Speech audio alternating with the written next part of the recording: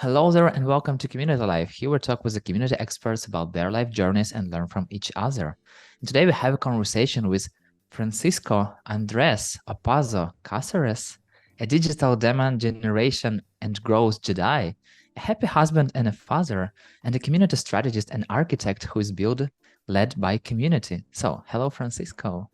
Hey, Yuri, finally together. I'm glad Yes, to see your pretty finally. face, to have a chat today. So thank you for the invite. Super happy to talk to you. And I know you know at least two languages, Oh, Spanish and totally. English. Aha, So aha. tell me, in what language do you count? Oh, I still counting in Spanish. When I'm not in the work world, I'm counting in Spanish. But sometimes I struggle kind of at home because the whole day working in English. So my brain is like switch to English. And then sometimes, hey, dinner time, go to the table. I like keep speaking in English and then like, wait. Okay, Spanish. Because at home, everyone speaks Spanish. My wife is from Poland.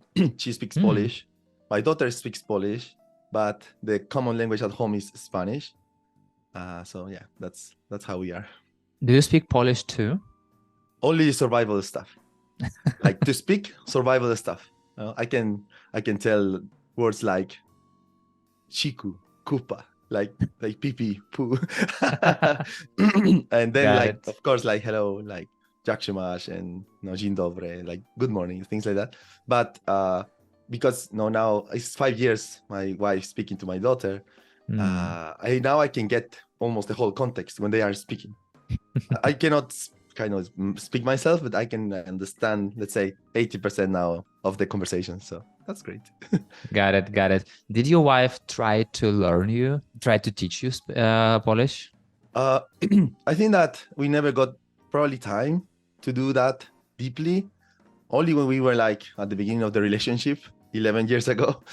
But then because she was living in the UK first, and then Hmm. she went to Latin America, where I am from. I am from Chile. So she was already speaking Spanish when we met. Hmm. So with me, no, we stay 5 years in Latin America before moving to the UK. So she got 5 years more of training. So she speaks even like perfect and better than me because Chilean people speaks really bad. We have a lot of slangs and things like that. She speaks proper Spanish language, so that's great. There is so fun, Sometimes I talk to folks from the US and they are telling me that people who are outside of the US sometimes speaks better English than people from the US. So I totally get what you are talking about. And for you, what is the difference? What is the main difference between Spanish and English? I would say there is a small trauma with the like, especially the vowels. For instance, no, in Spanish we have like the A character, no? Hmm. That sounds and it's but in English you have the U that sounds and that's and also Crazy. whenever someone say, hey, can you spell this? And I am always struggling with the E because Uh-huh. in my brain the E is the uh I character in the Spanish. So, that's the mess. No, that's always a mess. Like the E and the I, and when I need to spell in English, no, never worked. Yeah. Got it. Got it. Are there any languages you'd like to learn? Oh, I have learned a bit of Portuguese. Hmm. Probably I know way more Portuguese than Polish, mostly because it's quite similar to Spanish. That's the good part. Like probably 40% of the words are the same. And in Latin America, I got quite a few Brazilian friends. Hmm. So that I had chats with them and obrigado and como vai and all that. So they have like this say like ta when they kind of want to reinforce something. So yeah, but this is good culture, especially they're so friendly. So I would love to kind of someday leverage that. Yeah, maybe someday. It depends. With the kid, time is tight. Yeah, I know you are a Duolingo fan now, so Yeah, exactly, exactly. It's so fun, like Duolingo helps you to spend your time properly. I'm kidding. It's always like that, but I'm just curious about you. How do you find time to learn something at all in general? honestly, my focus time starts around 9 p.m. So Hmm. 9 p.m. till 11, that's the focus time. So whenever I need to learn something, that is the only time because everyone is in bed. I'm the only one up at that time. And yeah, it's the only kind of focus time, 100%. Because during the day, I have a certain hours blocked for focus, work and stuff. But there is no silence, not full silence. Mm. So at that time, 9/11 is like, that's beautiful. So yeah, that's what I do. And I usually have every day those hours to kind of wrap up anything pending of the day, if something fall in the cracks, or to learn. Especially, yeah, the main challenge is that I am a marketer.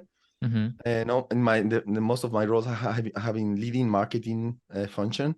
So that the marketing is like kind of non-stop. You cannot stop learning because there is always new stuff. Like Yeah. before lead generation, now demand generation, then how to generate demand, then how to capture demand, then B2C, then B2B, then account-based marketing, then ABM, and then so yeah, it's not that easy. It's a career challenging when you need to kind of keep it, stay in the loop. So yeah.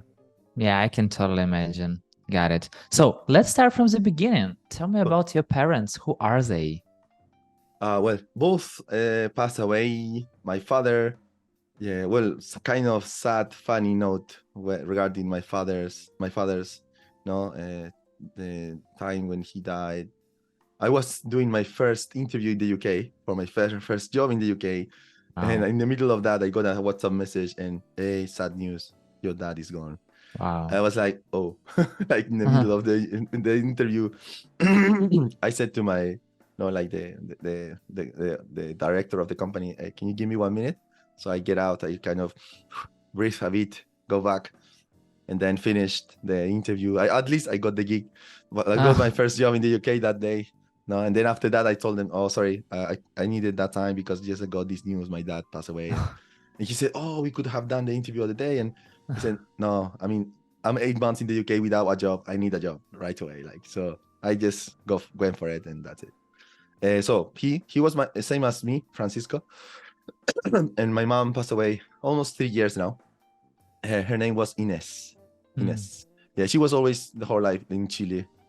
Yeah, we were in total 3 brothers. No, I am in the middle. I have an older brother. He's 48. I have 39, and the youngest is 28. Sort of. Yeah, we are not that young now, but yeah, that's the the age with almost 9, 8, 10 years between us. Yeah. What is one thing you are the most thankful to your parents for? I would say for my mom, probably she raised us almost alone. My dad leave home when I was 5, so she Mm. did like the whole work for the three of us, like kind of working full time, trying to keep raising us and all that. So I think that probably is the one big thing that I am grateful for her, because at least she fought for us, she worked hard for us, even like in that time, alone woman was not, there were no many opportunities, but anyway she kept pushing, and in all of us are kind of decent people. So that is also kind of important, because you can like raise your kids alone, but sometimes they end up in the bad side. So I would say she was a bit of strict, but I would say that helped us stay kind of aligned. So I never went to drugs or things like that. Like kind of decent guy. Have you ever been in the bad company? Not really. No. I feel that when I was like kid, when you're like, I don't know, like 5 to 10, it's like usually everyone is good. Mm. Because no malicious at that age, nothing. But then I remember when I was like more young, teenager, like 12, 13, 14, especially, I started to notice that a few of my friends went to the dark side. So a few of them started with the drug stuff, other ones with lots of Mm. drinks. Mm. A few started to do kind of even like robbing, stealing stuff. And so when that started, I said, nah, that's not for me. So I move away from them lots, like really far, far, far away. No, that was not my thing. So I said, no, I'll just like focus on school and get my stuff done. And I remember that at that time when that happened, I started to play games and things like that, like to like probably don't feel that much alone. But yeah, no, I have been always trying to be kind of in the good line, behavior line, good line. Yeah. Yeah, and you are a middle brother. So basically you have an older brother, like some role model, let's say, and you have a younger brother who you have to be a role model by yourself. So how did it feel to be a middle brother while growing up? I think that was a challenge because my older brother, I would say her maybe personality, her attitude was way different than mine. Mm. He was really good with me, no, even because my father was not at home. Even like when I was adult, I was always feeling that he was my dad because he was always helping me. No, for Wow. instance, my mom was the whole day at work, so he took me.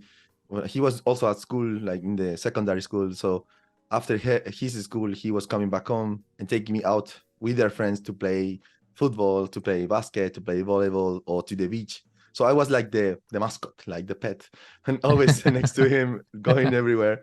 So when I realized that when I was adult, I understand. Oh, this guy was cool. He was Yeah. really good. So whenever he was facing challenges, when he was adult, I was always kind of really running to help.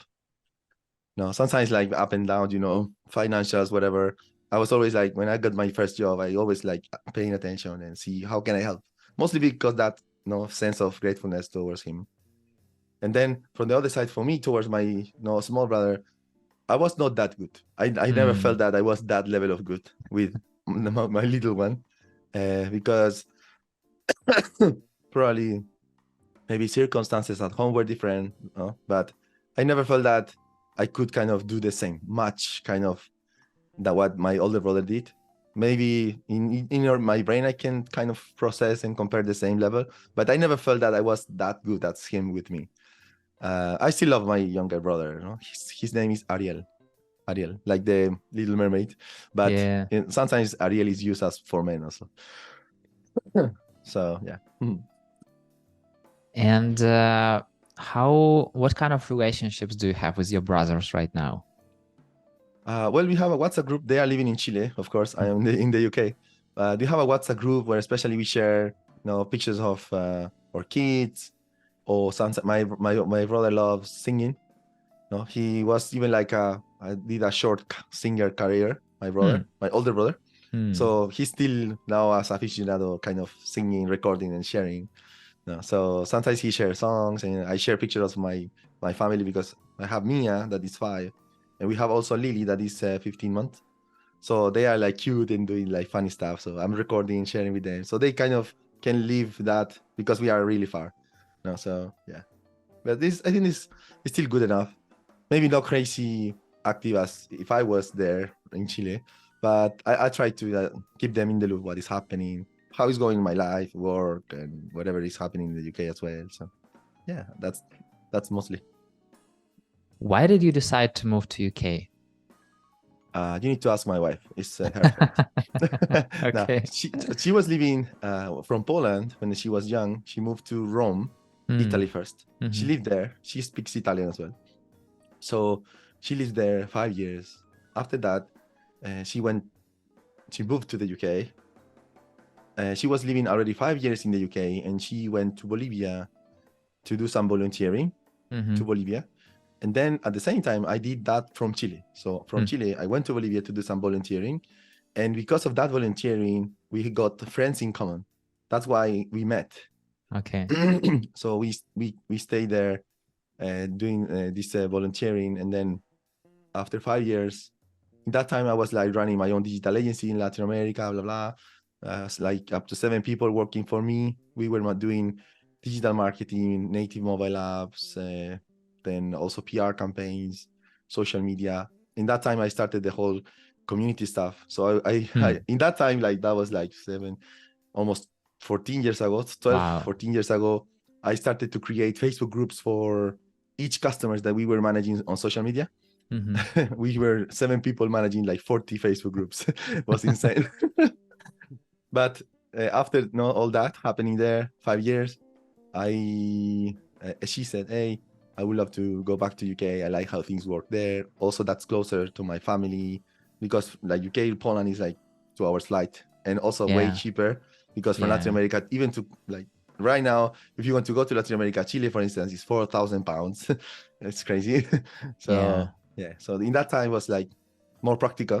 For me, it was a challenge because even though I was always in the marketing side and the website, so written English was okay for me, but not speaking. Mm. So 7 years ago, a bit more than 7 years ago, when we moved to the UK, I started to try to speak English. No, and that was the big challenge. My first job, I remember, was in a digital agency in London. They hired me as senior digital project manager. I was managing websites, SEO projects.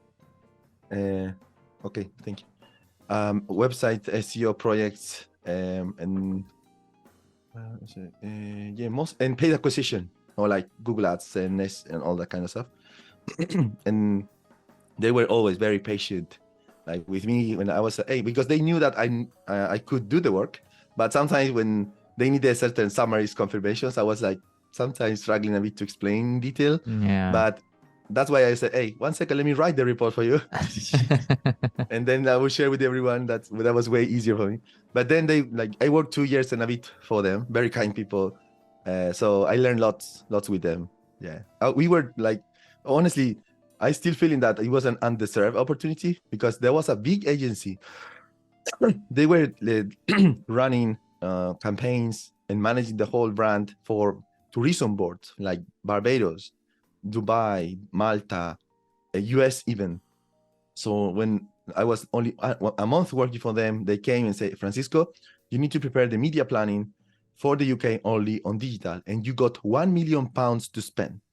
Oh my gosh. It's like so I spent, I remember 1 week asking, like getting quotes and blah blah blah to prepare the whole plan, because the Monday after I needed to present that with my English in that time to the Minister of Tourism from Barbados that needed to kind of approve the budget, because there were like 4 million for my colleagues and 1 million for digital that I was kind of managing.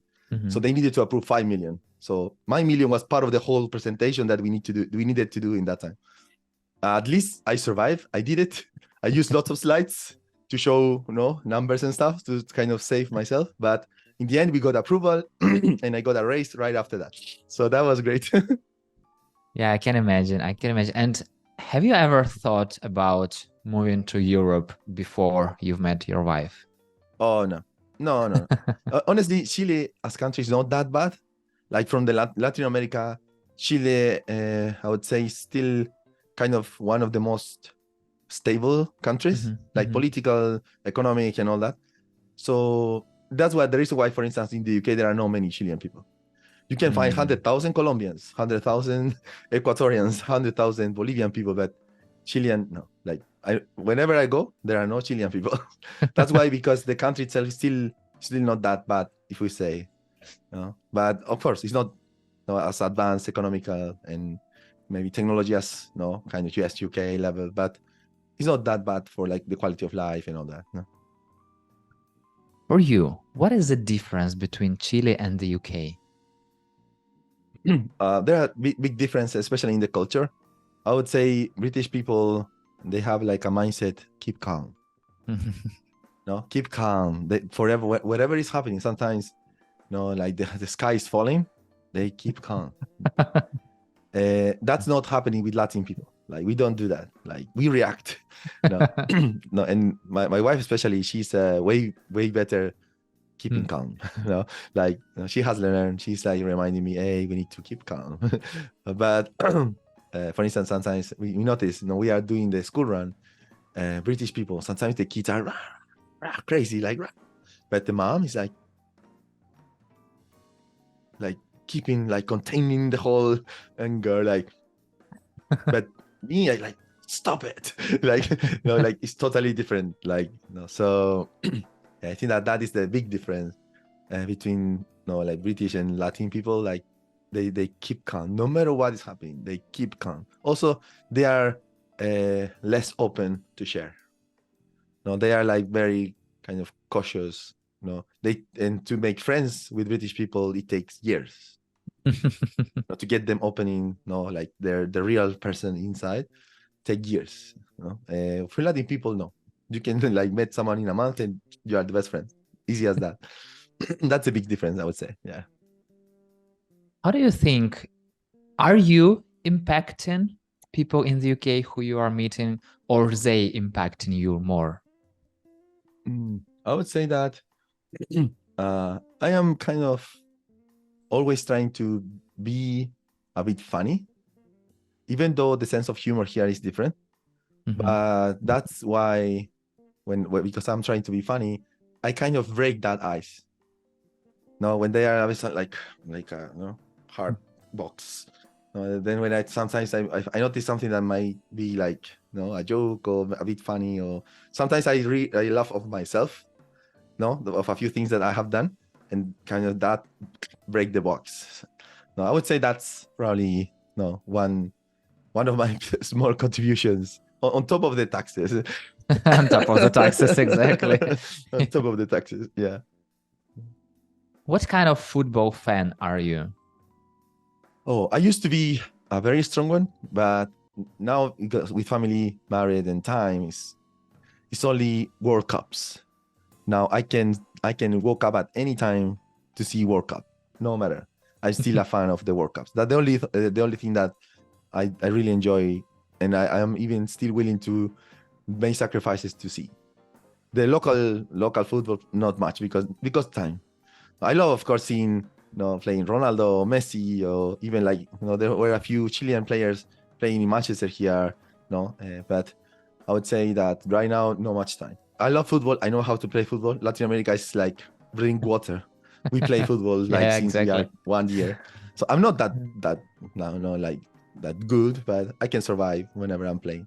Yeah. What is your favorite football team? Oh, I would say probably Barcelona. Probably is great. Like you can really enjoy when they play. Yeah. And if we are talking about countries?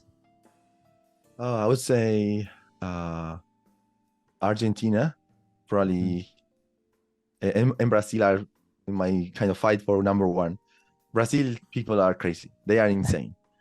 Mostly because, well, I'm not sure how much history you know, but most of the top players, the Brazilian players that became kind of, the top people, they first became experts playing salon football, where small fields where they have covered and there is no borders, so it's like all that is like kind of acrobacy, like all that is like inside that you put the ball over there, like you like close your eyes and the ball goes there, like it's crazy, it's like magic. So then once they get champions there, they say, hey, now you're ready to move. Now try the big field. That's why they can do like crazy stuff on the field, because they already are magicians. Yeah. So yeah, that's why I think Brazilian people are very good. And Argentina as team probably is great also, always. Yeah. Wow, I didn't know that they learn to play first in these closed spaces, Yeah, and I then don't they know go. exactly how you say that in English. No, but it's like in Spanish we use the word salon, that probably exists in English, saloon, something like that. It's the same word, I think, similar. So yeah, but it's a small field, like the one that you can find on a neighborhood, the small kind of field, but it's closed. Like, there's no borders, and it's like with the ceiling, so the ball cannot escape. And then it's like anything allowed. You can like do this, do that, whatever. No, but for instance, Ronaldinho, he was one of the top champions on that before starting to play the big football. So Wow, it's really interesting. Yeah, and I was always, when I was growing up, like Brazil team was like one of the best because of the tricks, like what they're doing on the field, and like it's just, yeah, it's exactly like magic. So yeah, I totally understand what you're talking about. And once you wrote, every day I'm waiting for this email from Behave letting me know how many community professionals are joining our newsletter. And I'm curious, what other daily habits do you have? Can you repeat the question? What daily habits do you have? The first one, well, starting the day is like very simple. I need to put the cafetiere on. We have this Italian way where you need to kind of two pieces and then a small container you need to fill with the water. So it's coffee, then start warming the milk, porridge for the kids, and then look after the little one. And I only help a bit in the morning because after that I need to start my work. So that hour is kind of where I can help.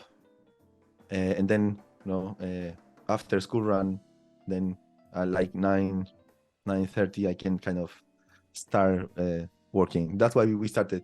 No, we met today that time. No, but I would say that is the routine. Then we have almost sacred to eat something as kind of light lunch at midday, almost like clock o'clock. Yeah, that would say that's the habits. Yeah, a few.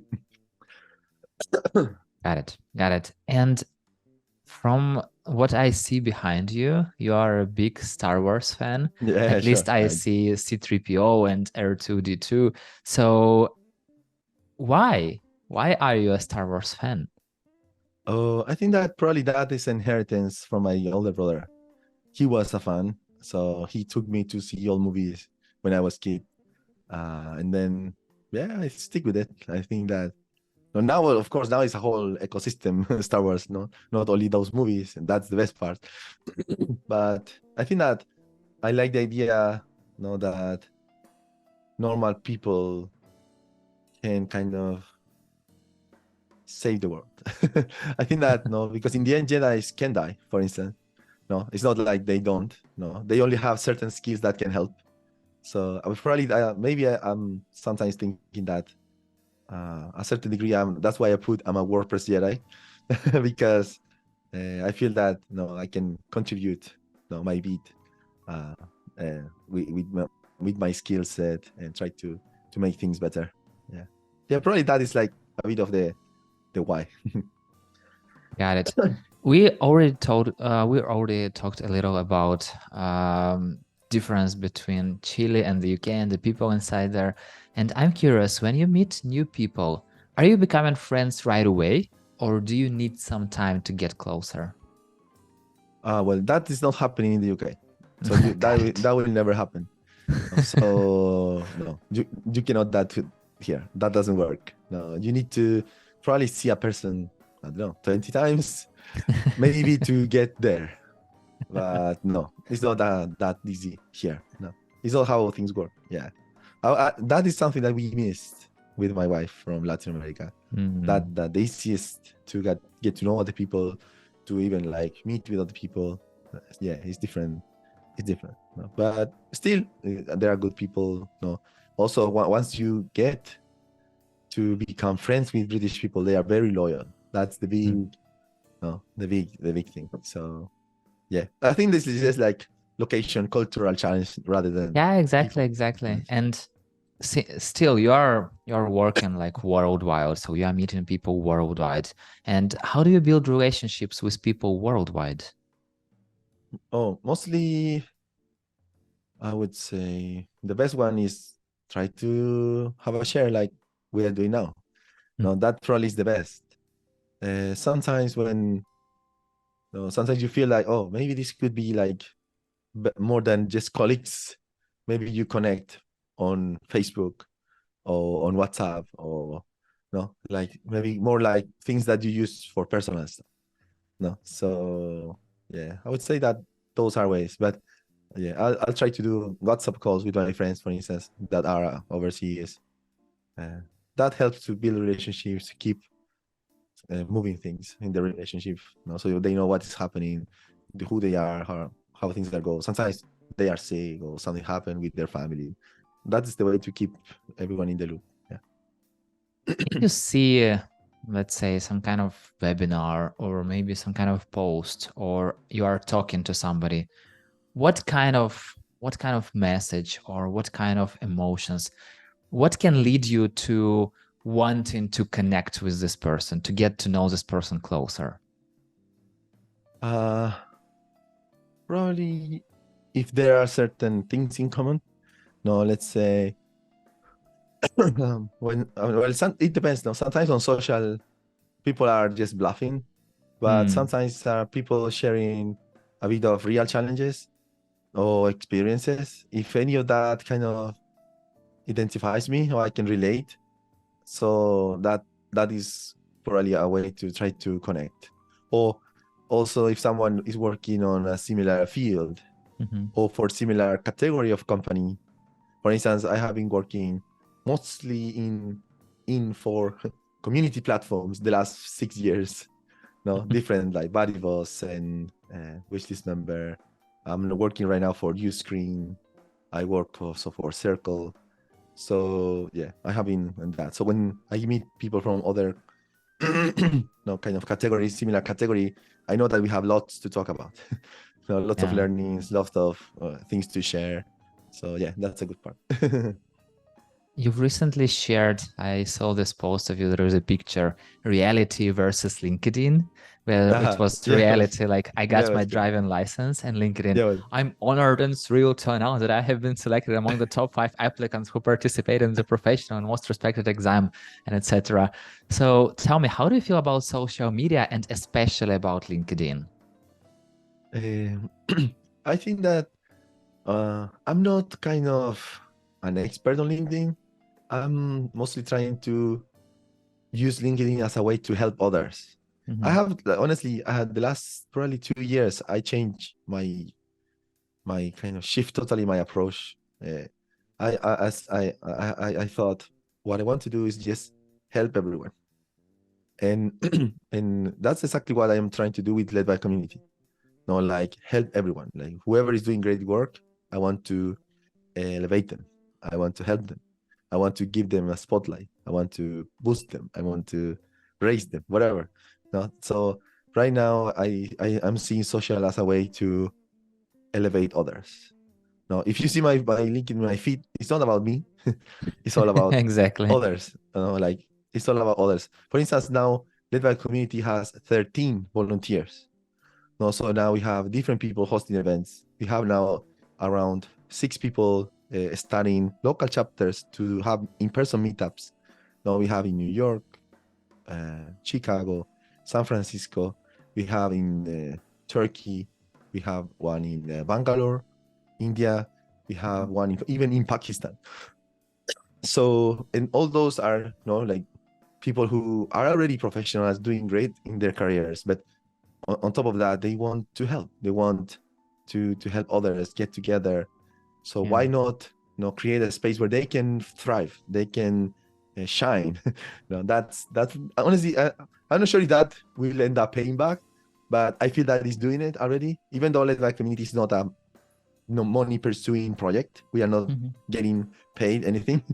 It's already helping people connect, learn, stay up to date. Even I have received lots of messages on our Slack community thanking me for keeping up to date the job board.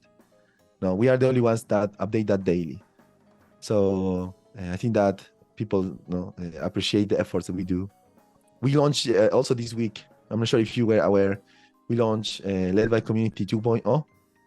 It's more like instead of being a place where I can share content, now has become a platform where everyone can contribute. For instance, we have now a system, it's a web app powered by Better Mode that now anyone who wants can write articles on the blog, can share a podcast, can create or share events. So now it's like 100% member-led instead of something about someone. Yeah, No? exactly. No? So I think that that is like how I feel social is helping me, trying to funnel all that energy towards helping others shine. And yeah, I feel that that's the way. I'm not a fan of Twitter. I have never been. There was a time that I was like Instagram fan. I have like, I don't know, like 4,000 followers on Instagram or 3,000 something. On Facebook also, because I did lots of, like kind of marketing stuff in Spanish before. I was also teaching people in Spanish marketing and WordPress. I have like 14,000 followers on Facebook. But then when on LinkedIn now I reached 8K yesterday or something like that. But now LinkedIn is 100% focused on what I do. The rest now are a bit abandoned. Like, yeah. Have you ever had this feelings that you know so many about others and people are knowing so low about you? I think that it's not something to worry. That's how I'm seeing this. But if someone really wants to connect, to learn more, they can reach out. Like, for instance, there are a few people. No, for instance, between these 13 volunteers, no, I have built nice now friendships. No, with for instance, Valentina Ruffoni, Nicola Earl, Victoria Kumberbach, that will be the host for the summit. We have also, for instance, Akash, that is the director for Asia. So now it's not just like kind of people who wants to get benefits from led by community. For instance, we are now talking about kids, talking about challenges, talking about the food, the dinner, that level of like kind of closest. No, it's not only about work anymore. We are friends now. So yeah, we are gradually moving to a deep level, but that takes time. We having, for instance, these people, everyone who is a volunteer has been around 8 months, 7 months. So we having on Slack, we are chatting every day. No, so that's why the relationships are growing. No, now if someone wants to learn more, likely anytime they can connect and ask. For instance, every time that someone joins our Slack community, I'm giving them my calendar link. No, so they can go there. No, let's have a coffee, 15 minutes at least, and I'm open to have a chat with everyone because, yeah, I think that everyone has something spectacular that I want to help, like elevate. So that's why I'm offering everyone to a connection, a chance. Yeah. How do you feel when receiving coffee with a heart or other cute illustrations on it? Well, I think I don't care much really. No, it's fine. It's fine. Yeah. The important bit is like, let's chat, let's have a talk. I think that in the end, that's matter. Yeah. What was the best gift you've ever received? Probably the Bible. Yeah, the Bible. I am a Jehovah Witness, so I still on the weekends knocking doors, trying to teach a bit of the Bible to my neighbors. I also did that 10 years, no, sorry, 15 years in Latin America, mostly helping deaf people through sign language to learn, from the Bible. So I was, I was kind of sign language, teaching, giving talks and all that. I love sign language. I love that. I love that. Whenever I found that the people here, it's like, oh, wow, we chat and we talk and we talk with hands. But yeah, it's something that I love. I really enjoy. Are you speaking international sign language? Because I know that there are different sign languages in different countries. Well, I can I can explain the technicalities, but it's easier. For instance, the language, especially the sign language, has two ways. One way is a universal way that is, for instance, you even people who don't know sign language can use. Now, for instance, you do this sign, you mean you're feeling bad, or if you do this, your no belly, you have no pain. So that is the natural language. And then there is the local language that mostly is how do you spell names? Which sign do you use to say home? Each country has the local sign language. A few countries share language. For instance, the American Sign Language has taken over almost everything in Latin America. So for instance, like Colombia, Ecuador, Brazil, Bolivia, all of them speaks American Sign Language. No, so if any of them meet, they can speak easy. Then there is another big one, is the French Sign Language. The French has also taken over lots of Europe, for instance. So many in Europe speaks the French way sign language. No, and then there is the Australian, that is it's by itself different. No, for instance, in Latin, the American, you do the numbers 1, 2, 3. Then in Australia, you do 1, 2, 3, 4. You count these two hands, like the same for the letters. In American, you say like A, B, C, D, E, whatever. Like, but in Australian, it's like A, E, O, like, oh, it's like totally different. Now, so the natural way, like when people have spent a few years on that, the natural way become your best ally. So only using the natural way, you can speak with someone. You don't No. need to know the local one. Yeah, So, exactly. Yeah. So so yeah, basically it's you are speaking use a natural language, yes, I guess. yeah, yes, natural language. Yes, yes. I Got it. know how, of course, because I speak English as well. I can kind of spell my name or names or whatever, city or address or whatever, but the real conversation happens naturally.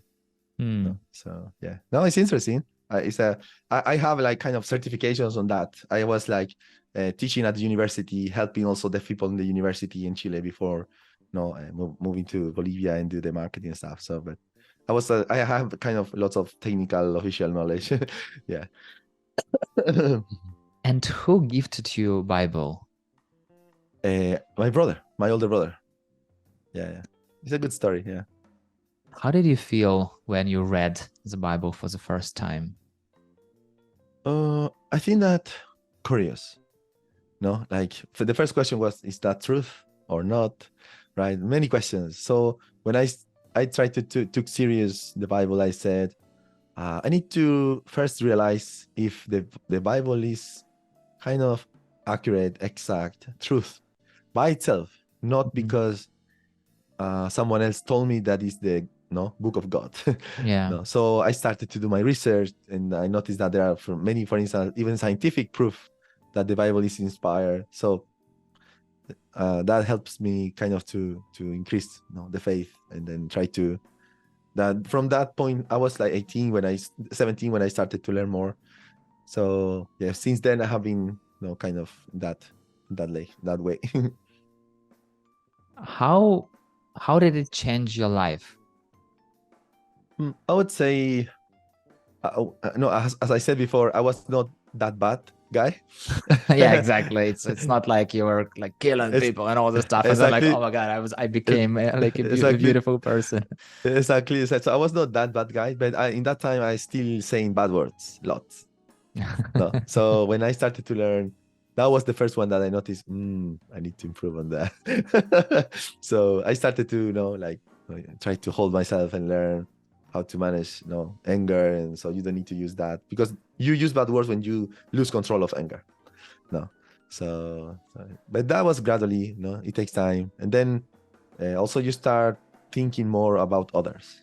Mhm. No, especially because you need, for instance, when you have found something that is good and help you, you want to share that with others. So that's why maybe that is what has influenced my way, in help others. No, because I have been helping others, in the kind of spiritual way. So yeah, yeah, that's it. Yeah. So, since you are from Chile and you told that you are an emotional person, so how do you ensure that you keep your mental health on a good level? I think that the my balance is music. Hmm. Yeah, whenever I feel like I'm not doing well, I'm stressed out, I need to pause and listen my favorite music. Yeah. What is your favorite music? There is a woman that plays violin named Lindsay Sterling. I like what she plays, Lindsay Sterling. Yeah, she's great. She's great. She was rejected from American Got Talent. She was rejected and now has like 4 million subscribers on YouTube and is so successful. She's great. Yeah. I love probably violin and all that because it's the origins are classic music. Mhm. No, I know how to play piano with 2 hands. I know how to read the music. I learned all that when I was a kid. So I love that when there are real music behind. No. So yeah, probably that is why I like lots because she's like modern style. Yeah. How did you feel when your first daughter was born? Oh, what's hard to believe. It's like, oh, this little thing is here. Wow, it's true, it's happening. Yeah, it was impressive. Yeah, I was there in the room. So I saw her little face popping up. Pop. Oh my gosh. Like, oh, it was a good time. Uh was a previous of that was a stressful time, but yeah, once it happens was like, oh, yeah, it was hard to stop crying, really. Was hard. I was Wow. like really like, really like. emotion, like, oh wow, she's here, she's with us. Oh, great. Like, yeah. She was healthy as well. That also has no the bonus. No, Yeah, so yeah. exactly, exactly. No, yeah. Was it hard for you to be a newborn father? Uh, I think that no one knows how to be a good father. Also, you know, when you are in a new country, that happened when we were only 2 years living in the UK. Mm-hmm. So we were yet in the settling mode, trying to like even like we just before that we just moved to like kind of a decent flat. So it was not that simple. But I think that probably like we are kind of equipped enough, no, from the creation side of things to become no fathers and mothers. So I think that uh kind of you adapt on the fly, on the go. You know, you learn whatever is not working, you improve, you switch, you improve, you change, you know. Yeah. For instance, when the second one came 5 years later, still was a challenge, but things were way easier. Like you know exactly that if she's crying, he's not gonna die. Things like that. Yes, yes, it's valuable knowledge. I totally agree with you. So lots of stuff. You know now how to change nappies, so that's great. So no, I think that it's part of how we meant to, you know, it's part of the purpose for life.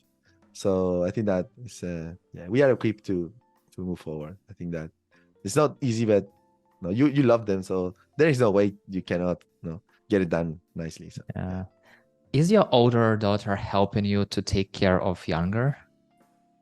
She's doing some babysitting with their play dates. You know, they play together sometimes. Sometimes they manage to play nice together up to half hour.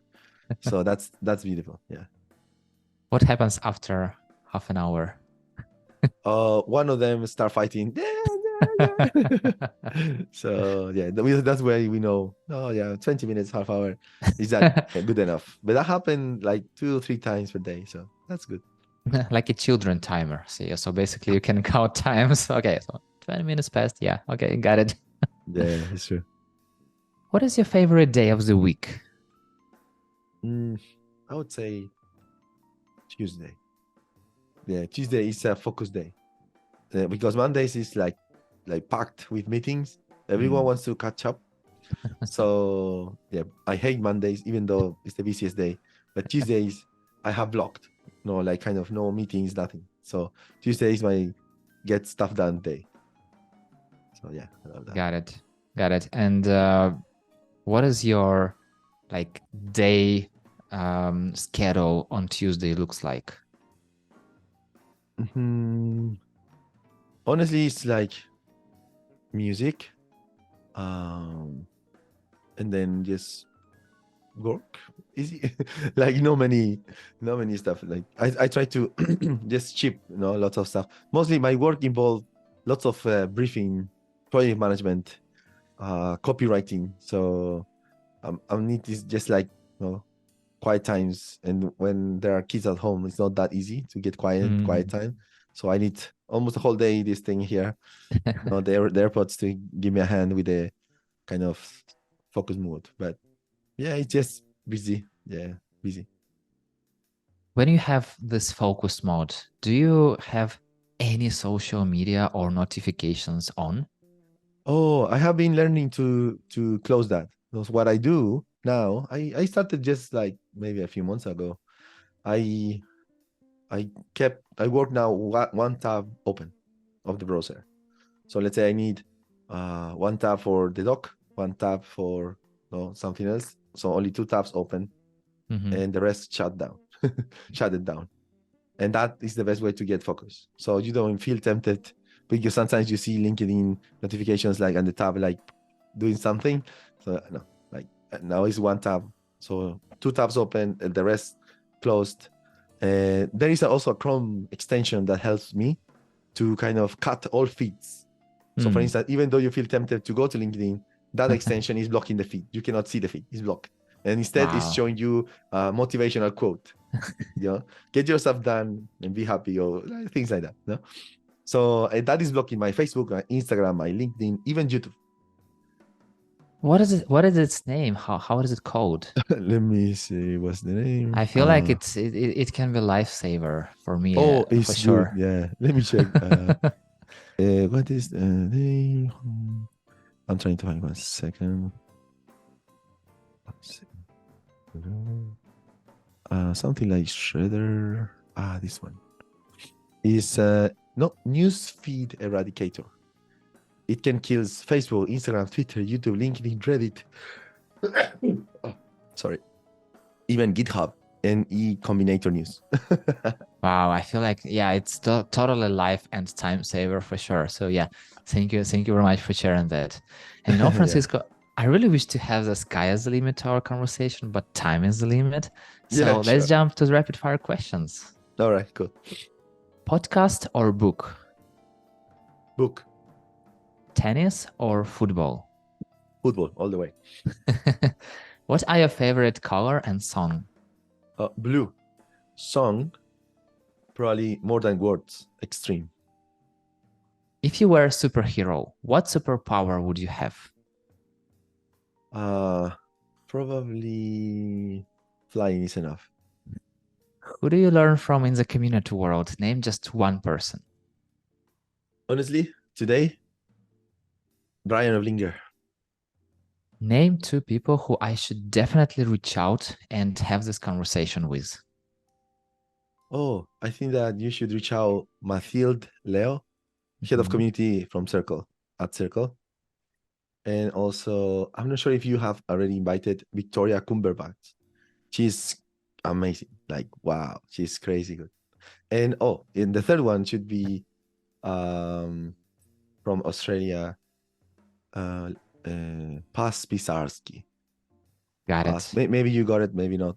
Paz Pisarski. Also, Yes, she's got doing it. like wonders. Like, she's amazing. Yeah. Thank you very much. And is there one question that I definitely should have asked you but didn't? Interesting. No, not really. No, I think that was good. Like you asked lots, so that's fine. Got it, Francisco. First of all, I'm super happy to finally meet you, and it's always fun, you know. Like I always have this feeling with many people. It's like we are best friends already, but then when we have this conversation, I was like, oh wow, it's our first call. No way, is it even possible? Because I Mhm. already feel like I know you for a long time. So I was following you on LinkedIn, and we met on Slack here and there, and I always see you. And yeah, as you told that you love to highlight in people, I can definitely relate to that. I can see how open and supportive and kind person you are. And from today's conversation, you just proved my thoughts. So thank you very much for that. Yeah, my pleasure. I'm happy to. As I said, everywhere. I'm just here to help. That's it. Yeah, it's the pleasure is all mine. And see you in the community world. Nice. Are we doing the hand thing or this side? Hey, see you. Bye. Cool. Take care. Thank you.